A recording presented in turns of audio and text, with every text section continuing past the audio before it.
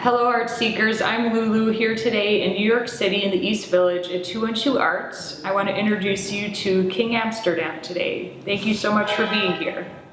And just to start, how did you get your name King Amsterdam? The name is, I didn't really put too much thought into it, but it comes from just, New York City is New Amsterdam, right? Yes. People, I don't know why people don't know that. And the movie Gangs in New York, the main character's named Amsterdam. It was just one of my favorite movies. I started writing graffiti when I was like 12 years old.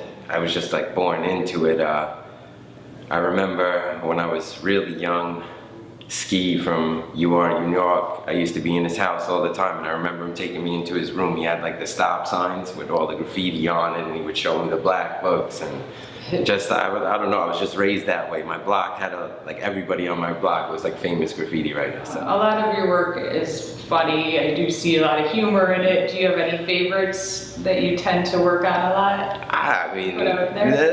No real fate. the I'm a fucking genius that was really big for me. But my favorite painting of all time is the Nicki Minaj. I don't know why, but it's just, I love Nicki, I guess. Nothing wrong with Nicki.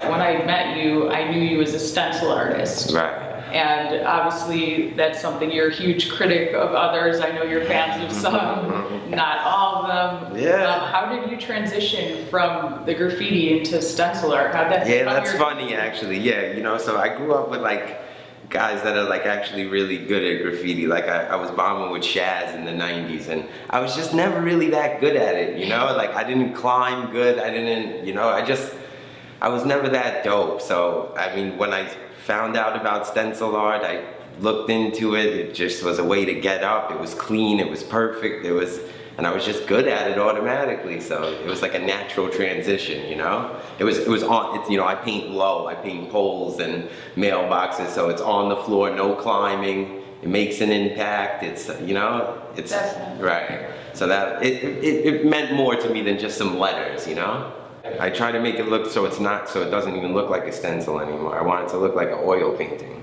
What do you want art seekers to take from your work when they see it? I just want them to feel something or bring back a memory, or, it's not really political, it's not really religious, it's just supposed to make people feel happy, I don't want them to take anything from it, I just want them to feel something, whether good or bad, I figured maybe you could show us a couple of your stencils and tell us a bit about them. Okay. And educate us a bit on this Illy squad. Okay.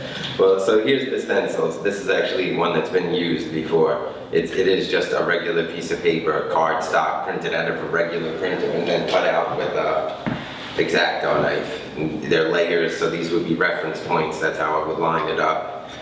This is one that's not used. It's so you can see the cuts or whatever. It's just a regular piece of paper, no plastic, no nothing, just out of a regular printer, printed out and just cut by hand, then sprayed, layered like a puzzle basically, or like screen printing if you're familiar with screen printing.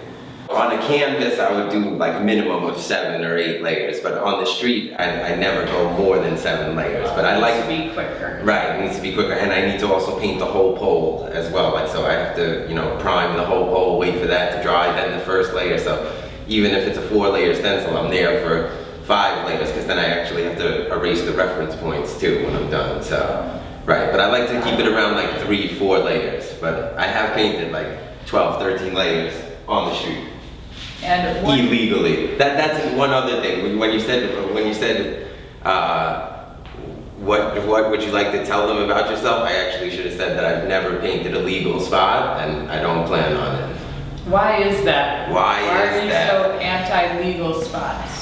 Well, I guess so I just feel like it's a totally different thing. If you're a street artist and you do illegal stuff, it involves vandalism, right? If you're just getting legal spots and painting, then you're a muralist, right? You're like a legal artist, so it's not really the same thing. So that's why I don't want people to say that I'm a muralist. I'd rather be considered a street artist. I would actually call you a muralist. I would actually rather be considered just a straight vandal, rather than a street artist. I don't even like the term street art, I think it's very loosely based term. Why am I a street artist, right? Because I painted a pole one time. Anything else about your technique that you feel is different than a lot of artists? I mean, I just feel like I put my heart and soul into those paintings more than anybody, and I really care, you know? It's not just about money for me, or it's not about fame, it's just what I do, you know? If I get an interview off of it, or if somebody buys my painting, I'm just happy to... It's an extra incentive. Right, exactly, but no matter what, I'll paint the paintings, whether people care if I'm alive or dead, you know? We care if you're alive. Right? Well,